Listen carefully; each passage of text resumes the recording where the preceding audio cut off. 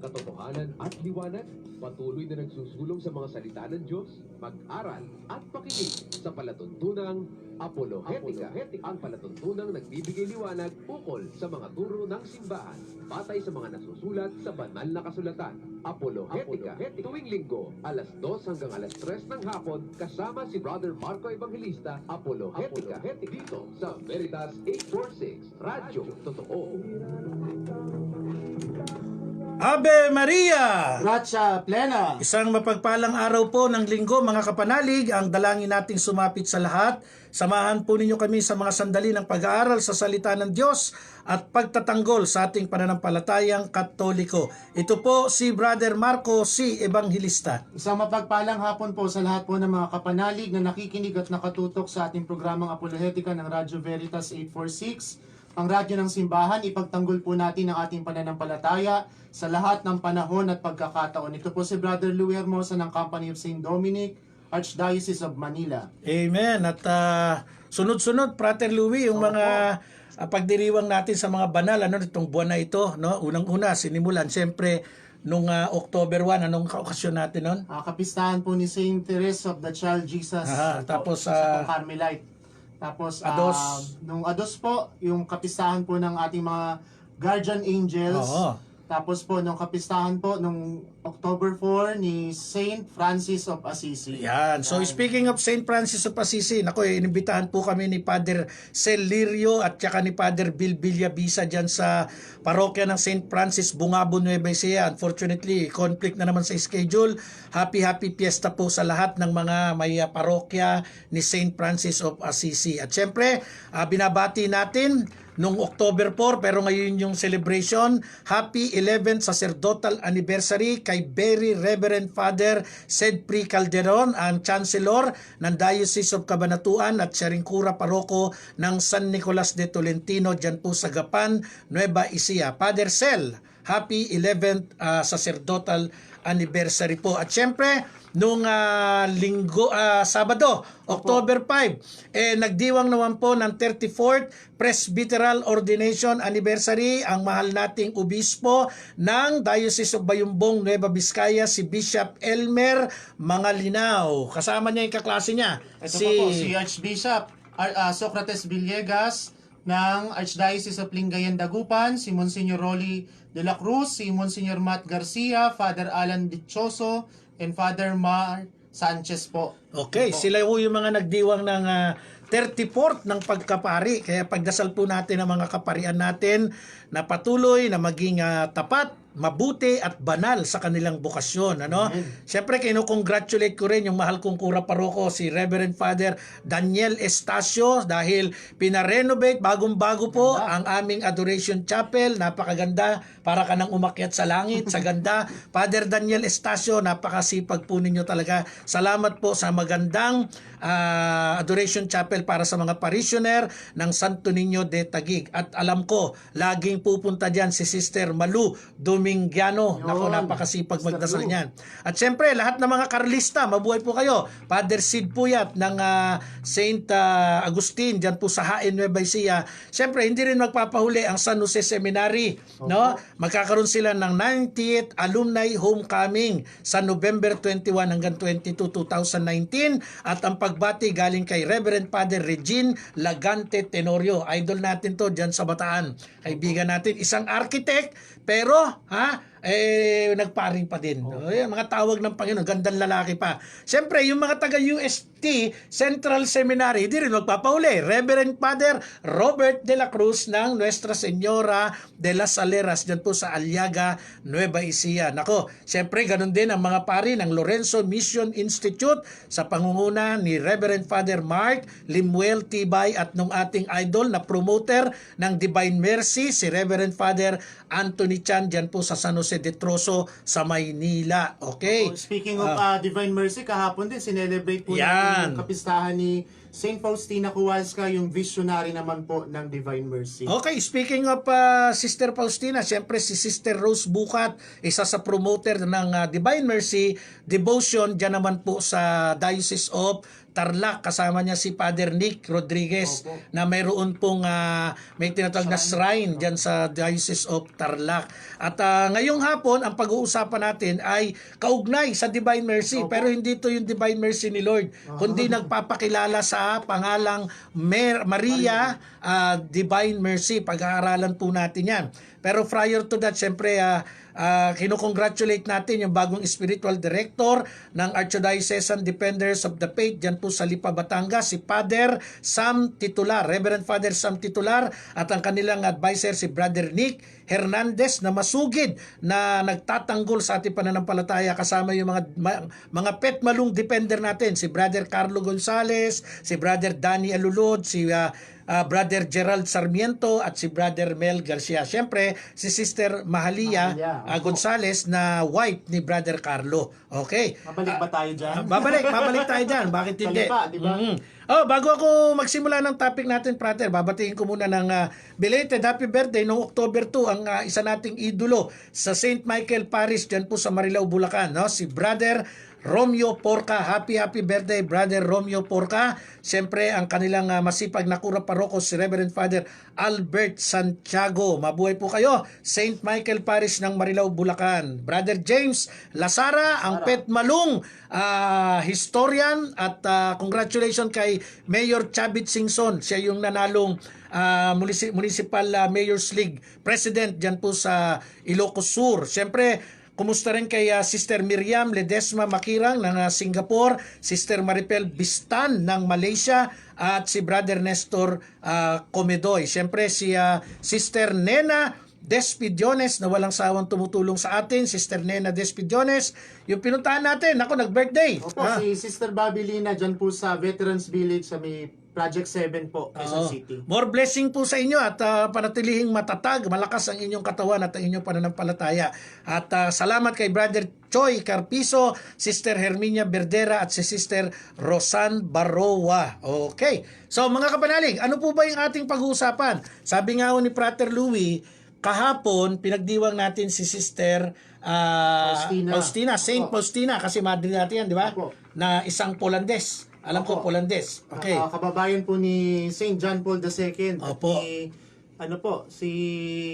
Saan ba to? Si Saint Maximilian Maria Kolbe. Oo. Okay. So ito pong Divine Mercy na tinatawag nila, Maria Divine Mercy, nakaka-alerto po ang kanyang paglutang dito sa ating bansa, sa Pilipinas, no? Ito'y tinatawag nilang Divine Mercy Philippines, no? O yung existence of Maria Divine Mercy in the Philippines. Ngayon, ano po ba itong Divine Mercy na to, o may Maria sa unahan?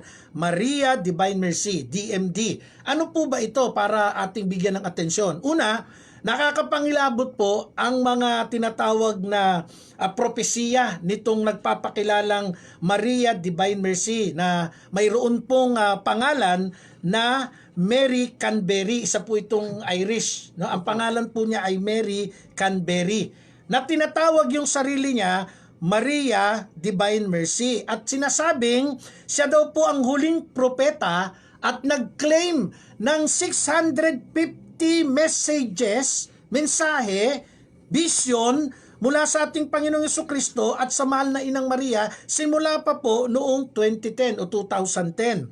So mga kapanalig, kung atin hong pagninilayan ang bagong usbong na kultong ito, didirektahin ko na kulto po ang Maria Divine Mercy na unti-unting nagiging prominente sa Pilipinas. Dahil bago po sa Pilipinas, ito po ay lumaganap sa mga bansang Poland, Australia, Singapore at iba pa.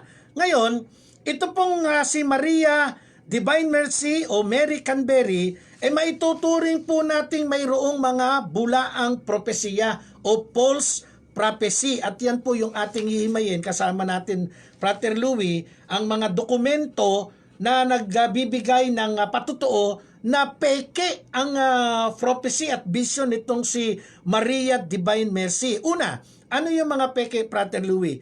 Yung kanyang pagtanggi, yung kanyang pagdidinay sa ating simbahan. Intindi nga natin sa mga kapanalig yan. Ito po ang sabi po, denial of the importance of church, evaluation of alleged message The alleged messages reject the importance of the church investigation and subsequent judgment of the authenticity of the alleged message, starting that the church approval of the message is not important. It is not important whether the church authenticates these messages because time is not on their side. So ibig pong sabihin po, kapag ang simbahan po ang nagsalita na ito po ay hindi po karapat-dapat o dapat paniwalaan, susunod po tayo. Kasi po pag hindi po tayo sumunod, maililigaw po tayo ng mga demonyo. Yun po, katulad ni Satanas, magpapanggap po ng anghel ng kaliwanagan pero ililigaw niya po tayo. So dapat po, bibilang mga kapanalig, magsasaliksik po tayo kung ito po bang propesiya na to o tinatawag nating private revelation ay approved po ng simbahan. Opo, bakit to natin tinouch itong prophecy o itong message na sinasabi ni Maria Divine Mercy? Kasi sabi niya ho, no, ito binasa ho ni Frater Louis, ang sabi ni Maria Divine Mercy, hindi mahalaga kung authenticated yung mensahe niya na galing sa simbahang Katolika, no? Kinakailangan na daw paniwalaan. So regardless kung tanggapin o hindi ng simbahan, dapat daw paniwalaan siya. At yan pong sinabi niya, ang mensaheng ito ay nangyari noong July 9, 2011. Una, tama po ba na magkaroon ka ng denial sa importansya ng simbahan para ho mabigyan ng authenticity yung iyong mensahe? Mali po agad. Pag sinabi mong i-deny mo ang simbahan, ikaw po agad ay nagpapatotoo na peke. Bakit? Sabi po sa bahagi ng unang aklat ng Timoteo chapter 3 verse 15. Ito po ang nasusulat. Upang hindi man ako makarating agad, ay malaman mo rin ang dapat ugaliin sa sambahayan ng buhay na Diyos sa iglesia na siyang haligi at saligan ng katotohanan. Sa makatuwid, pag sinabi mo na hindi mahalaga ang simbahan, ito po'y kumukontra agad sa turo ng mga apostol. Sapagkat maliwanag ang sinabi ni Apostol Pablo sa unang aklat ng Timoteo 3:15, ang simbahan, ang pundasyon at haligi ng katotohanan. Kaya yung sinabi ni Maria Divine Mercy, itong Mary Canberry na to, na hindi importante ang authenticity ng simbahan dun sa kanyang mensahe, ito po'y maliwanag na nagpapakitang siya ay peking visionary. Opo. Kaya nga po mga kapanalig, tatandaan po natin, ang obedience po, ang pagsunod ay talagang napakahalaga po. Opo, yan po ang ating mga hihimayin sa pagbabalik. Kayo'y nakikinig sa programa Amen. Apologetica. Yung 6 di ba? Brother, time check po tayo pagbalik na. Magtutututut po si boss. Etong quarter? Opo. Kasi may may sponsor po yung time. Sige, ayan Thank you po. Sige. Mag-time check ka daw. Pang appliances, tanggalin na lang ito sa saksakan para Meron ka na? Bible? Matthew? Andyan na. lahat sa mahusay na paggamit ng I-touch lang natin yung authority ng church. na may hahatid ang kuryente Kasi, sa bansa. Isang ano paalala mula sa dinidinay niya. Ang maanghel sa langit ang nagdadala ng biyaya sa binyag upang magpadali. Sa sakramento ng binyag, ang Panginoong Jesucristo ang nagbibinyag at Hi, Pans! Oy, salamat po. Brother Aurelio Pelicano, Eduardo Di Malanta, Dominic Sacabin, si Brother Malyari Otara, ating kaibigan, si Kapitana Evelyn Arago, si Baren Santa Ines, nanonood sa atin, Sister Nena Despidiones, salamat po sa iyong pagtulong. Si Brother Jomel Malyari Otara, Derek Navarro, Attorney Romel Asuncion, Attorney Eli Asuncion, mabuhay ka. Sister Dory Bautista, si Idol Eric de la Cruz, Eduardo Tiu, mabuhay po kayo. Arnel Bustamante,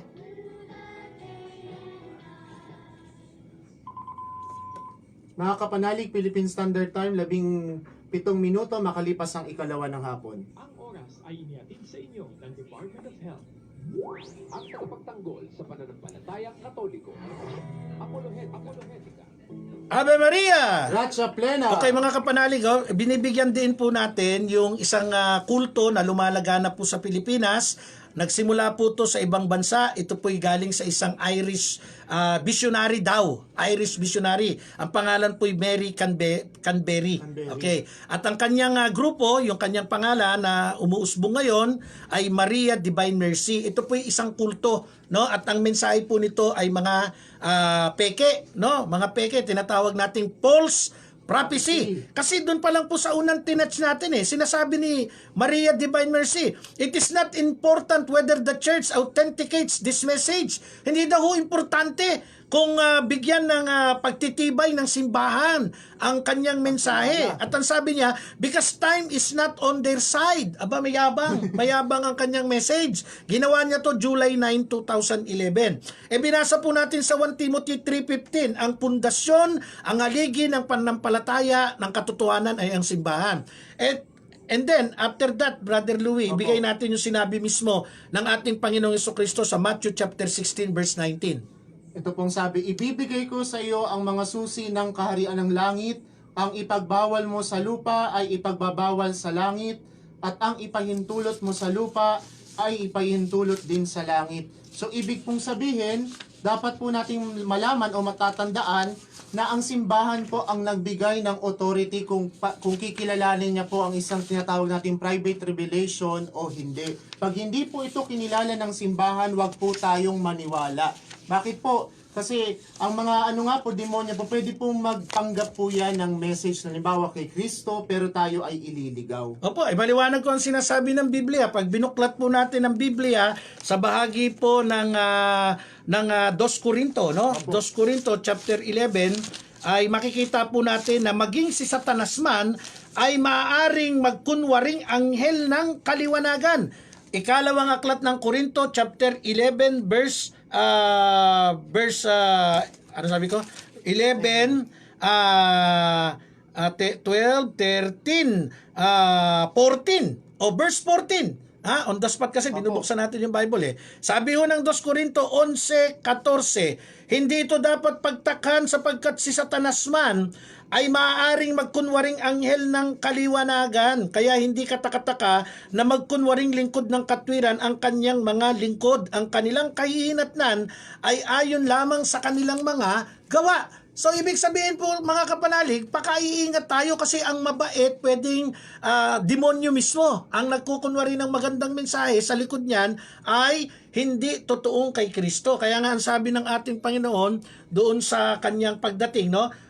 Darating ang araw, sasabihin may mga may mga magpapakilalang Kristo o Misayas, pero wag kayong makikinig. Saan ba natin mababasa yan, Brother Louie? Ito po ay mababasa natin sa Matthew chapter 23 verse 24 po. Okay, maliwanag ang sinabi diyan, na may mga darating, pero wag kayong maniniwala. Una, sinabi niya na hindi kailangan ng simbahan, kontra po agad doon sa sinasabi ng Panginoon. Kasi ang simbahan tinatayo ng Panginoon ay meron pong tinatawag na authority. Meron pong kapangyarihan. Pangalawa, ito pong si Maria Divine Mercy ay meron pong theological error sa kanyang mga turo. For example, sinabi niya, yung Heavenly Father, comes in the name of Jesus. Sabi niya, ang ating Ama ay darating sa pangalan ng Panginoong Hesus.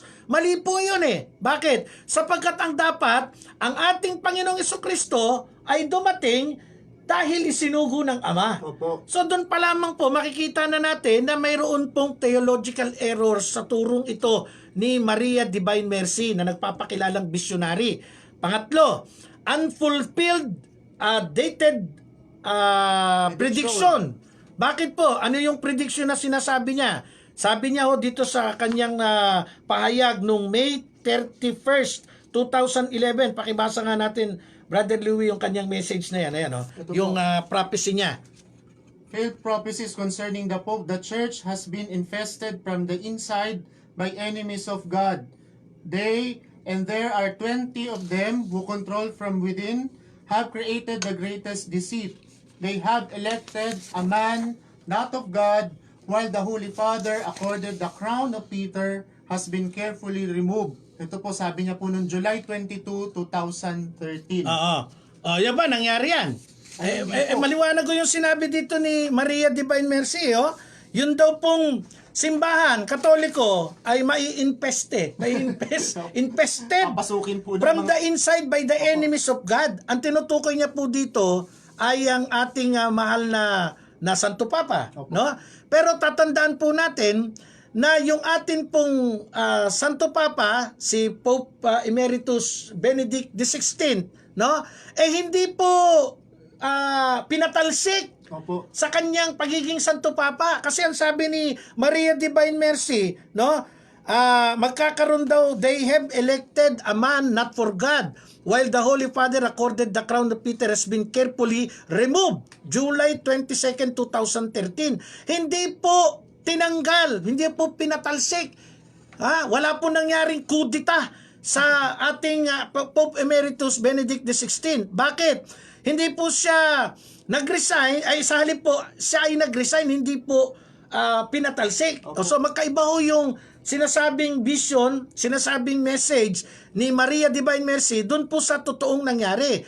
Bakit natin sinabing ang Santo Papa Benedict XVI ay nag-resign? Gumawa po siya ng statement sa harap ng mga mananampalataya. Ganito po ang sabi ni Pope Benedict, babasahin ko. Quote, I will continue to be close to you in prayer, especially in the next few days, so that you are fully accepting of the action of the Holy Spirit in the election of the new Pope. Si Pope Francis na nga yan.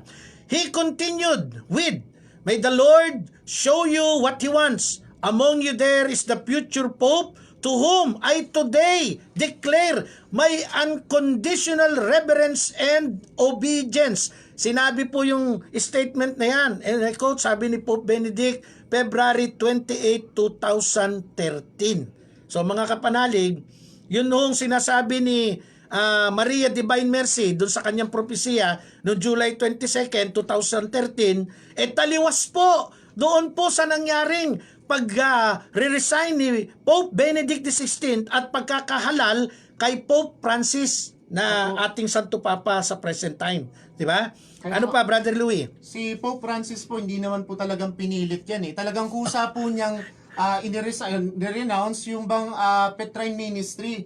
So ibig pong sabihin, kasi po, Si Pope tumatanda Benedict, na po Pope si Pope Benedict, Benedict pala, Pope Benedict XVI, talagang humingi na po ang katawan para po talagang yung ating pong simbahan ay buong husay maipamalakad, no? Talagang nag-resign po siya. So yun po yung reason nun, hindi po siya talagang kinudita o talagang pinilit mag-resign o may pumasok po sa simbahan, sabihin natin talagang pinilit siya para mag-resign. Wala pong ganong mga hoax po na talagang pagpapahayag. Opo, isa pang statement po ni ginagamit ko yung statement hindi message, hindi vision no? Kasi peke Sabi ng Maria Divine Mercy na ito, no, the false prophet is preparing and is already present in the Vatican, but he hides his true package very carefully. Okay. Tandaan po natin binigay niyang statement ito laban kay Pope Francis. Nakakalimutan ho yata nitong si Maria Divine Mercy, no, na ang ating mahal na Santo Papa Pope Francis, no, si Cardinal Jorge pa noon, taga-Argentina. So paano mangyayari sa sinabi niyang message already present in the Vatican? So completely false prophecy po ito ni Maria Divine Mercy. Bakit? Sapagkat imposible na yung Vatican miraculously mapunta sa Argentina. Nandoon si Cardinal Jorge. Ano apelyido ni Jorge? Bergoglio. Di ba? Sabi niya, andyan na daw ang bulaang propeta at naghahanda na, nandyan na sa Vatican. Hindi ho, taga-Argentina po si Pope Francis Kaya imposibleng yung Vatican pumunta sa Argentina. So kontra na naman po yung sinasabi ni Maria Divine Mercy na si Pope Francis is a false prophet. Nakakapangilabot po itong kultong ito na unti-unti naman pong tinatanggap ng mga ilang Pilipino. Nakakalungkot. Pagka ho kayo naniwala kay Maria Divine Mercy, nadadaya ho kayo ni Satanas. May kilala ako, Mayor. Apo. Diyan po sa may bandang norte. Hindi ko sasabihin yung probinsya. Okay. Naku po number 1 devotee siya at number 1 promoter ng Maria Divine Mercy. Mayor, hindi ko na babanggitin pangalan mo. Pero mangilabot po tayo, pag-aralan po natin. Sayang naman yung talino nating ibinigay ng Panginoon kung hindi natin siya sasaliksikin itong katotohanan na itong Maria Divine Mercy na tinutulungan ninyong ma-promote yung kanyang kulto. Ito po likha po ni Satanas. Bakit? Pag visionary ka, no, hindi ka pwedeng matakot sa mga sirkumstansya ng vision na nireveal sa'yo. For example, yung 3 bata sa Fatima, Portugal. Mga visionary, hindi sila natakot. Sino pa yung mga visionary? Si San Juan Diego sa Guadalupe. Opo. Hindi natakot. Si Saint Bernadette Soubirous sa France, sa Lourdes. Hindi natakot. Opo. 'Di ba? Marami po. Dito lang sa Pilipinas, hindi lang talaga kinilala ng simbahan Si Sister Teresing Opo. ng Lipa, Batangas, naging visionary siya, hindi nga lang tinanggap, pero hindi siya natakot. Ito pong Maria Divine Mercy na ito, takot na takot pong lumutang, nagtatago sa internet Nagtatago sa internet itong Mary Canberry na to Canberry. Ba't ka matatakot kung ikaw ay totoong kinakasihan ng Espiritu Santo? Okay, bigay pa natin, brother, yung mga ibang palpak na prophecy kanyang ipinangangalat na akala mo'y totoo, hindi naman, wala naman palang basehan. Ito pa po. Pangatlo po, Pope Francis, the head of the serpent. Ano message niya? Pope Benedict will suffer much, then the head of my church will be replaced by the head of the serpent. Ito po daw ay patungkol kay Pope Francis na magiging ulo daw ng serpiente o ng ulo ng ahas. ahas. Ito po. So ibig pong sabihin talagang direktang kumakalaban po ito sa ating Santo Papa. Na ibig pong sabihin disobedient po. Wala pong pagsunod. Pag hindi po yan sumusunod sa authority ng simbahan, hindi po yan sa Diyos. Tatandaan po At natin. unang-una po sa lahat, sinabi nitong ni Maria Divine Mercy na to na ang ating Santo Papa ay siyang ulo ng ahas. Ang ahas sa Bible ay si Satanas. Kayo ho magsasabi kung yung performance ba ni Pope Francis performance ng demonyo. Ang dami-dami yung mga Kristiyanong nabubuhay ang pananampalataya. Lalong-lalo na pag si Pope Francis umiikot sa iba't ibang mga bansa. Kita naman yun, dito lang sa Pilipinas, dyan sa Korea, di ba? Sa Middle East, yung mga Kristiyano po buhay na buhay. Nitong nakaraan sa Madagascar at sa mga bahagi ng Afrika. Tapos ang sabi nitong Maria Divine Mercy, Pope Benedict will suffer much. Paano magsasuffer? Nagtatagpo nga yung dalawang papa, yung emeritus at saka yung present. Di ba, nagdadasal magkasama. At napakaganda ng sitwasyon ni Pope Benedict XVI, inaalagaan. Kaya nung sinabi niyang, Pope Benedict will suffer and Pope Francis is the head of the serpent, ito po'y isang malaking kasinungalingan, mga kapanalig. Kayo'y nakikinig sa programa Apollo Yan. Di ba? Ano muna natin yung yung ito tong mga sinabi niya.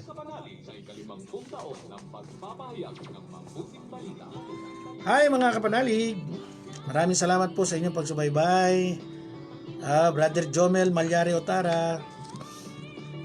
Time check out, no? Time check na. Kalahati niya.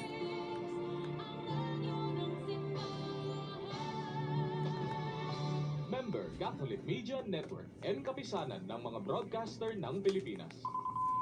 Mga kapanalig, Philippine Standard Time, 30 minuto, makalipas ang ikalawa ng hapon. at tagapagtanggol sa pananampalatayang Katoliko. Apolohetica. Ave Maria! Gratia plena. Nagbabalik po sa ikalawang bahagi ang ating palatuntunan. Kasama niyo po Brother Marco Evangelista at si Frater Louis Peñapiel Hermosa. Hindi ho natin kasama ngayon si Brother Jose Jun Santos Jr. dahil ho medyo sinamaan ng katawan.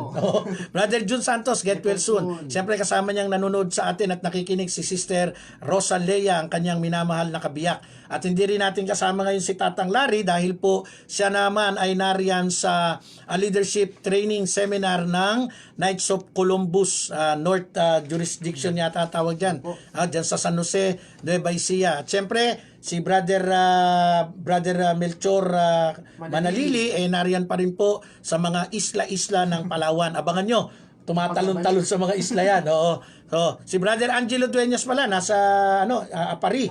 Kapalit naman ni Tatang Larry, dapat magkakasama tayo doon. Kaya lang nagko-conflict yung ating mga schedule. Oy, nakikinig at nanonood sa atin ang mga madre ng Angelic Sisters of the Annunciation, si Sister Diana Ramilo, Romblon at si Sister Josephine Reyes ng Archdiocese of Manila. Pero kapwa sila nariyan sa Diocese of Paranaque. Siyempre kasama nilang sumusubaybay at nanonood sa atin ang kanilang magiting na Mother Superior na nandoon sa Turin, Italy, na dadalhin tayo doon, Prater. Si Sister Pauline or Mother Pauline Bacani, Angelic Sisters of the Annunciation. Siyempre, nanonood at nakikinig din sa atin. Magpapasalamat tayo ng gusto kay Dr. Hector Divinagracia na nariyan sa Canada. Brother Ninong Hector Divinagracia, ninong na rin kita. Ayan. Okay, so mga kapanalig, tulad po ng ating sinasabi, ang ating pananampalataya po ay matibay na sumusunod sa isang simbahan. At ang simbahang ito, hindi po natin pwedeng i-disregard. Dahil sa Matthew 16:19, nung itinayo ni Jesus ang kanyang simbahan, ibinigay niya ang full authority. Ang ipagbawal mo sa lupa, ipagbabawal sa langit. At ito pong simbahan na to, meron po itong pamunuan. At ang nangunguna po sa atin dyan ay ang Santo Papa. Sa mga apostol, ipinakita ng Panginoong Yesus ang leadership ng iisa sa 12, si Pedro. Kaya meron tayong tinatawag na Petrine Ministry, mga kahalili ni Pedro. Sino yan? Yung mga Santo Papa. Akalain nyo po, itong lumutang na kultong peke, si Maria Divine Mercy, isang Irish to Irish, na tumutugon sa pangalang Mary Canberry, visionary pero nagtatago sa internet lang, sa mga vlog lang makikita, at meron siyang mga ipinablish na mga libro. Ito pong Book of Truth, itinagalog na ngayon, Aklat ng Katotohanan. Wag ho niyong tatangkilikin ang aklat na yan sapagkat ang nilalaman po niyan ay pawang kasinungalingan, pawang kabulaanan. Sabi nga ng 2 Corinto 11:14, pati si Satanas pwedeng magpanggap na anghel ng kaliwanagan. Kaya mag-iingat po kayo. Pag meron na nagbigay sa inyo ng Book of Truth o meron nagsasabing bumili kayo niyan, nako, iyan ho'y wag ninyong tangkilikin. Sunugin ninyo dahil po yan ay gawa ng demonyo. Ito pong Maria Divine Mercy, ito po'y trabaho ni Satanas. Bakit? Sapagkat yung mga message niya, maliwanag po na taliwas sa katotohanan at tinuturo ng ating Panginoong Hesukristo at ng mga apostol. Ito pa ang sabi niya, si Pope Francis daw ay impostor. Brother? Ano ba message nitong Maria Divine Mercy na to tungkol sa pagiging impostor ni Pope Francis? Ito po, meron po siyang statement ng July 22, 2013. There can only be one head of the church on earth authorized by my son, who must remain Pope until his death. Anyone else who claims to sit in the seat of Peter is an impostor. This deceit has one purpose, to turn souls over Lucifer, that there is little time for souls who will be none the wiser to be saved. Yun.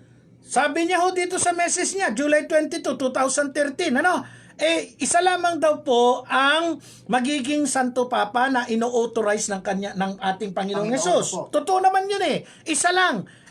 Sino man daw ang maging Santo Papa, kinakailangan mamatay muna bago mapalitan. Di po ba si Pope Benedict hindi naman nun namatay? Naipalit po si Pope Francis natin ngayon. Pero ang question, yun po ba sinasabi ni Maria Divine Mercy, makatotohanan? Mali po. Bakit? Kung ang Santo Papa po, dahil tao lang din yan sa pakiramdam niya, siya nakakalam ng katawan niya kinakailangan niya ng magretiro, pwede niya hong gawin iyan sapagkat yan po, lalo na kung may various reason, ang pagdating kay Pope Benedict, yung kanyang sinabi mo nga, yung health, medyo mahina na ang Santo Papa natin, Benedict XVI.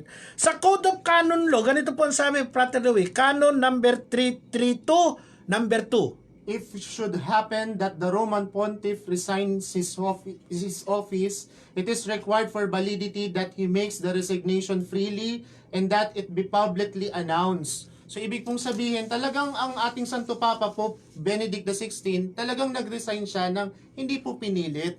So yun po ang kahulugan nun. Talagang nag-resign po siya, talagang sinabi niya po sa mga tao, sa atin, talagang publicly announced naman po. Well, hindi po yan secret. Hindi secret. So, ibig sabihin, yun pong message ni Maria Divine Mercy na ang Santo Papa kailangan mamatay. Hindi ho totoo yun. Hindi ho totoo yun.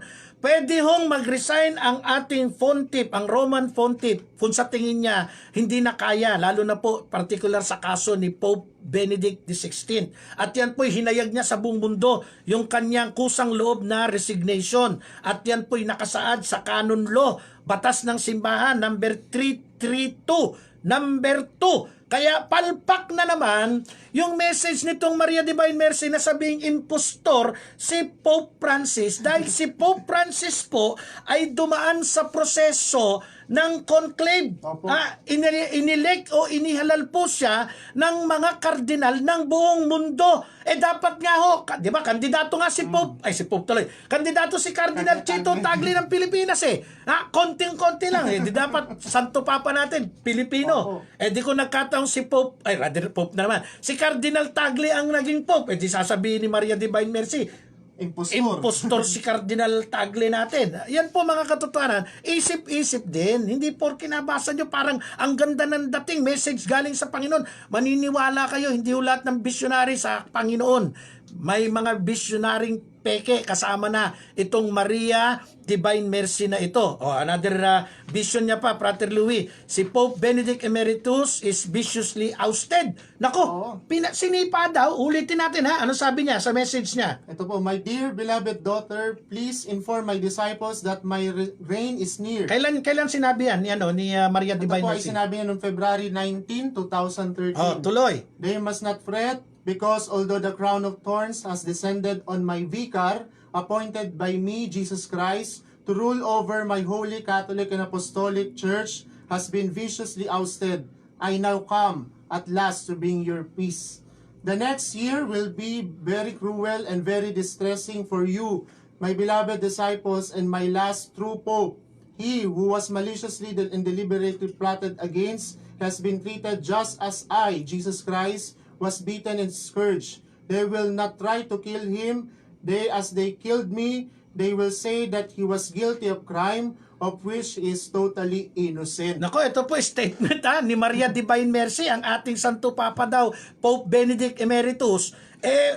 Papatayin daw hanggang ngayon po yung lolo natin nandun doon, Ang sarap-sarap ng bakasyon, pahinga kasi nga mahina na. Contemplative na nga ang buhay niya. Contemplative ang buhay. Ano ba ibig sabihin ng contemplative, Talagang Pater? pinagdarasal na tayo at ang ating Santo Papa ngayon, Pope Francis. Okay, para i-counter natin itong statement itong message na ito, umano, ni Maria Divine Mercy, dapat nating matandaan. Kinote lang natin, February 19, 2013, viciously ousted daw si Pope Benedict.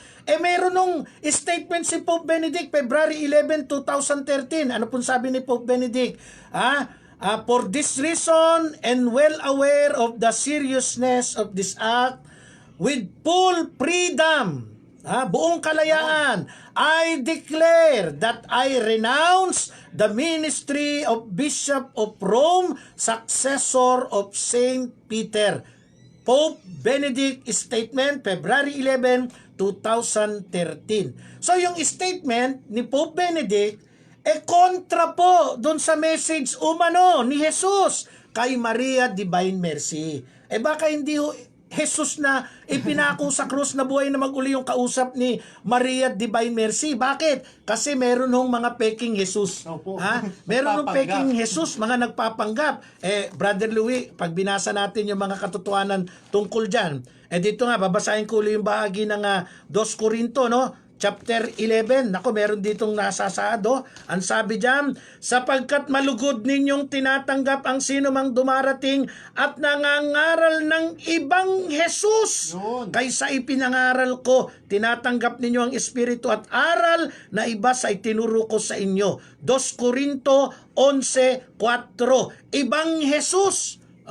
Kaya yung sinasabi ni Maria Divine Mercy, baka ito yung peke, hindi lang baka, ito yung peking Jesus. Kasi sabi niya, ang Pope Benedict natin ay pinatalsik at papatayin. Awa ho ng Diyos, hanggang ngayon buhay pa yung matanda Pangalawa, pinatalsik mo ba? Hindi. Kasi siya mismo nagdeklara, I will with full freedom declare that I renounce the ministry of Bishop of Rome, successor of Saint Peter. At isa pa pong talagang taliwas sa turo ni Kristo ay yung pagkiklaim niya po na si Pope Francis daw po ay peke na. Pagkatapos po ni Pope Benedict XVI, yung mga susunod daw po na Santo Papa ay peke. Talagang ito po ay taliwas talaga sa aral ng simbahan sapagkat sinabi ni Kristo na ang kanyang simbahan ay mananatili. Talagang aalagaan niya ito. May pangako siya, Matthew chapter 16 verse 18 to 19. Hindi po magagapi, hindi po pananaigin ng impyerno ang kanyang simbahan. Hindi madadaig ng impyerno. Hindi madadaig. O ito pa ho iwan natin yung tungkol sa mga pope kasi naklaro na natin. Palpak lahat ng sinabi ni Maria Divine Mercy. Itong Mary Canberry na to, isang Irish woman. Palpak, no? Yung kanyang mga sinasabi tungkol sa Santo Papa. Yung ibang prophecy niya, ito sabi niya April 4th, no? Ika-4 ng Abril 2011. Sabi niya ganito, the prophecies given at Garabandal will now become a reality. Prepare now for this event, for you have only few months left to prepare your souls. Ito ang sabi ni Maria Divine Mercy, few months. Abay, kailan to binasa? 2011 daw sinabi. Ano na ngayon? 2019. Di 8 years na po, mga kapanalig. Few months. Hindi lang ho, few months, no? 8 taon na ho, hindi pa rin ho nangyayari yung sinasabi niya na magkakaroon na ng Rigudon. Ano yung tawag sa mga protestante? Yung Armageddon. No, hindi hindi nangyari. Walang pinagkaiba to sa mga peking propetang lumutang no? Eto pa. If I say months, that could mean anytime within a year. July 1st, 2011. 8 years na nga ho pinag-uusapan natin no? Hindi pa rin nangyayari yung sinasabi niya magkakaroon ng Armageddon, ika nga ng mga protestante. Para kan si Apollo Kibuloy Sabi niya kay Eli Soriano, Eli Soriano, kinalaban mo ko sa loob ng isang buwan o ilang buwan mamamatay ka. Sumagot si Eli Soriano, hoy Kibuloy, hanggang ngayon buhay pa ako, peke ka. Nagtatago pa sa Brazil. Oo, di ba? So mga kapanalig, eto pa makibasa natin yung isa pang message. Pakibasa. Noong July 20th, 2011, ito pang sabi, you are now my children in the middle of what is called the tribulation. The second part, the great tribulation, will commence as I have said before the end of 2012. Great tribulation will commence. Ang matinding tribulasyon, great tribulation, kaguluhan ay magaganap before the end of 2012. 2019 na po ngayon, mga kapanalig. Balitaan mo ba yun, Brother Marco? Ang alam ko nagkagulo sa Marawi pero hindi 2012 yun, di ba? So mga kapanalig, yun pong sinasabi niyang great tribulation will end before end of 2012. Obviously hindi ho nangyari. Palpak. Kaya itong Maria Divine Mercy o si Mary Canberry ay isa pong bulaang propeta. Kayo'y nakikinig Mary sa Canberry. programa Balik ng pangalan. Eto, last. Kapanalig, ngayong Year of the Youth, ating hikayatin at suportahan ang mga kabataan na makiisa sa mga adikain ng simbahan upang mapalakas ang kanilang pananampalataya kay Kristo. Suportahan ang kanilang misyon na magtataguyod ng pananampalataya sa Diyos at sa ating lipunan. Ako po si Bishop Reynaldo Evangelista mula sa Diocese ng Imus. Makinig sa Veritas 846, ang radyo ng simbahan. Meron pa siyang isang Log on sa www.veritas846.ph. Sumayin nyo ang katotohanan. Mga minamahal na kapatid sa pananampalataya at mga kapanalig. Sino yung mga nag-condemn na mga bishop natin yan? Sa Makaraig, di ba? May meron sila. Wala pa silang mga deklarasyon na gano'n Pinag-iingat lang. Ito, yung nasa yan. Sila yung mga nag-declare. Ayan. Basahin mo nila mga pangalan. Ayan mga pangalan. Ng kanyang kamatayan at muling pagkabuhay.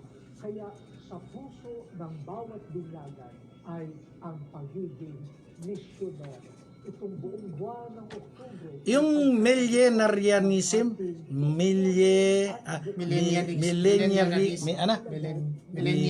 millennialism. Basahin mo nga. Yan. Naka. Ikaw na magbasa on air. Bubulol tayo niya. Bahala sila mag-intindi. Ay, mga kapanalig. Oy, Mother Pauline Bacani. Welcome home po sa December. Hintayin po namin ang inyong napakasarap na chocolate. Vilma Keha Mendoza, Dabu. Buhay po. Ellen Adriano. Millennianis. At tagapagtanggol sa pananampalatayang Katoliko. Apologetica. Ave Maria! Gratia plena. Abay, nasa huling bahagi na po tayo ng ating palatuntunan. Napakabilis po ng oras, mga kapanalig. Pero we hope, kami ni Prater, nakukuha nyo po yung ating ipinupunto dito. Meron pong lumutang, no, na Maria Divine Mercy, isa daw pong umanong visionary at may mga message ng katotohanan. Meron pong inilabas na libro na tinatawag na Book of Truth. Lahat po ito ay pawang kasinungalingan, hindi po totoo. Wala ho siyang message o vision na sumapul sa tama. Lahat po bulilyaso, lahat po palpak. Kaya kung meron nung mag-anyaya sa inyo to join this group sa Pilipinas, meron na yan. Sa Bohol, meron na yan. Sa iba't ibang bahagi ng Pilipinas, unti-unti na hong lumalakad yan. Zamboanga, Bukidnon, Batangas, no? Cebu, Iloilo. Nako, mag-iingat po kayo dyan, mga kapanalig. Gumagapang na po ang demonyo sa anyo ni Maria Divine Mercy. Ito po ang Divine Mercy demonyo. Hindi ito yung Divine Mercy na pinopromote ni Father Nick Rodriguez, ni Father Anthony Chan, at saka ni Sister Rose Bukat ng Tarlac, no? Okay, tandaan po natin, meron pang isang prophecy, Frater Louis, na sinabi si Maria Divine Mercy na punong-puno rin ng kasinungalingan. Ito po, February 17, 2011, there will be 3 world leaders assassinated shortly one by one. 2 of them from the Arab world and 1 from the mainland Europe. February 17 po, 2011, sinabi niya. Aba, ang liwaliwanag po ng panahon 2011, sabi niya dito, shortly, magkakaroon daw, one by one ng mga world leader na papatayin, i-assassinate. Awa naman po ng Diyos, wala. Lalong-lalo na sabi sa Europe, sa Arab. At yung isa sa mainland Europe. Baka dun sa amin sa London. Wala po So, after 3 years, 3 full years, no? Wala hong nangyari dun sa prophecy sinasabi nito pong Maria Divine Mercy na to. Kaya lahat po ng kanyang prediction failed. Palpak, bulilyaso. Bakit kayo maniniwala? Yung librong ipinamimigay niya, yung Book of Truth. Nako, hindi yung Book of Truth yun. Book of, lies. No? Punong-puno po ng kasinungalingan at pandaraya yan. Ito pa, yung sinasabi niya. Asan na yun, Frater Louis? Basahin natin. Anong basa dyan? Hindi ko mabasa No, yan. Ano yan? Millenniarism. Yan. Nabanggit ko. Sige. Ano sabi? A form of heresy known millenniarism is present in several instances of the alleged messages. So, ibig pong sabihin daw, may literal na 1,000 years na paghahari daw po si Jesus Christ. Darating na. Darating na daw po. Pero wala pang nangyayari. Kailan niya sinabi yan? April 9, 2012. No, mga kapanalig, alam mo ninyo, yung binabanggit natin na yan, sabi yun ng Catechism of the Catholic Church, number 676. Iko-quote ko po. Itinatakwil ng Iglesia kahit sa paraang limitado ang paghuhuwad ng kaharian sa harapin sa pangalang Mesianismo, lalo na sa forma politika ng isang Mesianismo sekular. Lubusang napakasama, sabi ni Pope Pius XI, Divini Redemptoris, na kinukundina ang huwad na mistisismo ng paghuhuwad sa katubusan ng mga maliliit. No? So, ipinaliliwanag po sa atin, ang panlilinlang na ito ng Antikristo ay nakasulat na sa daigdig tuwing gaganapin ang pangakong mesyaniko sa kasaysayan. Bagay na di matatamo kundi sa panahong historiko sa kabila ng hatol na eschatologiko. Catechism of the Catholic Church number 676.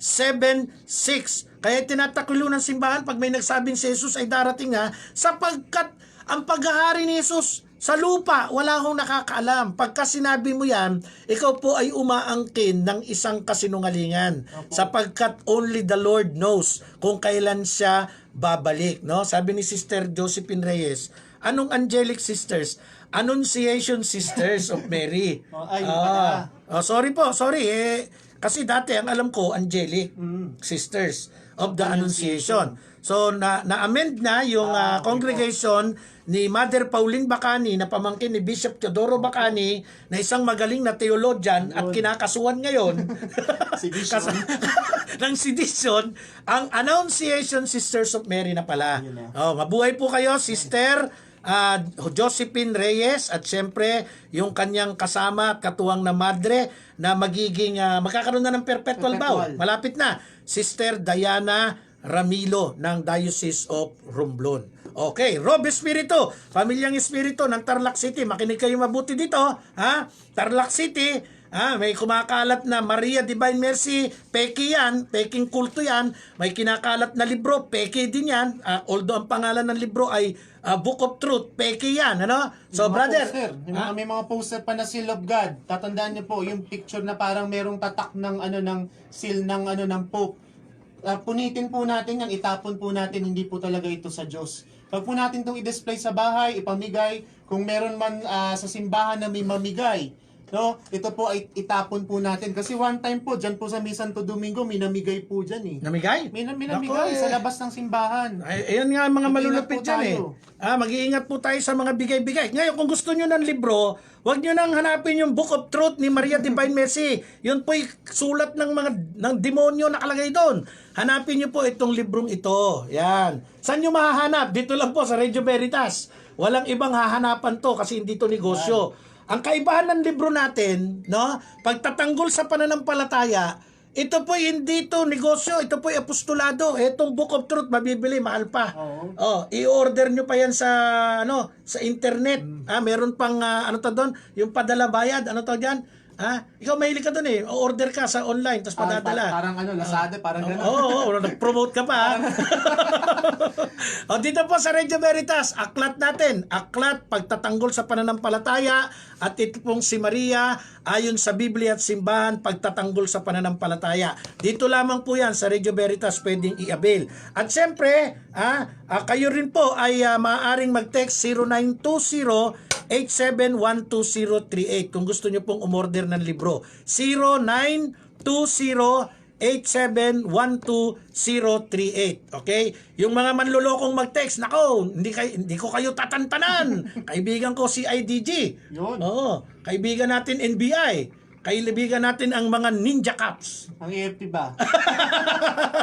AFP.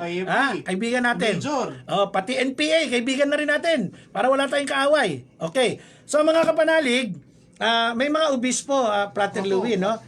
Ito'y kinundina.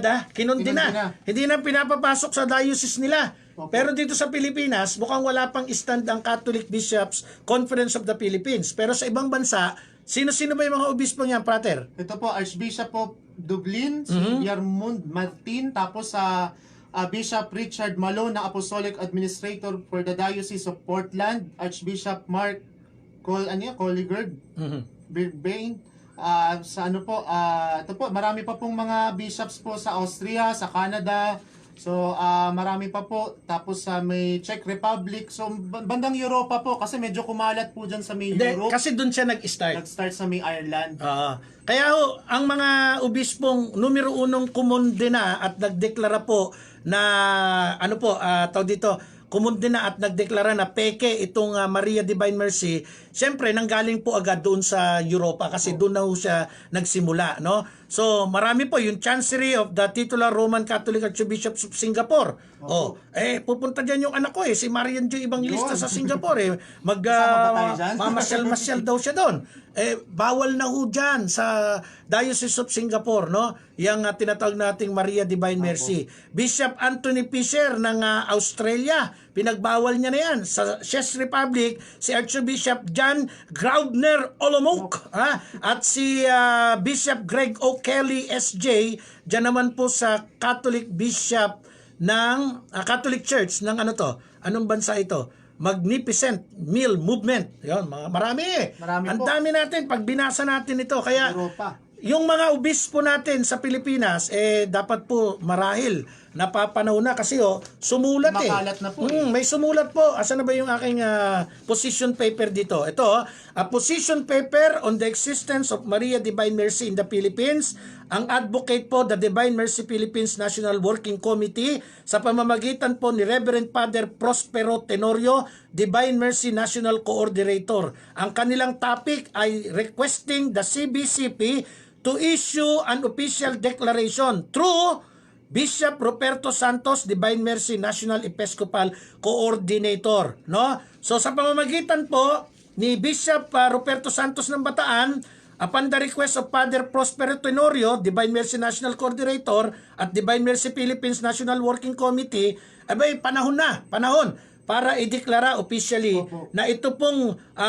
gumagapang na Maria Divine Mercy na may aklat na Book of Truth, ideklara po sa ating bansa, katulad ng bansang binanggit namin, na isa pong fake, no? Isang huwad, sapagkat ang kanya pong mga sinasabi false prophecy, kaya siya rin ay isang false visionary. Kaya ingat-ingat kayo, huwag kayo magsasabi ng may nakausap kong visionary, ganito sinabi, kasi si Satanas pwedeng magpanggap na anghel ng kaliwanagan. Ganito po ang sabi ng banal na kasulatan sa bahagi po, no, ng ano bang bahagi ng Bible natin pwedeng kunin yan?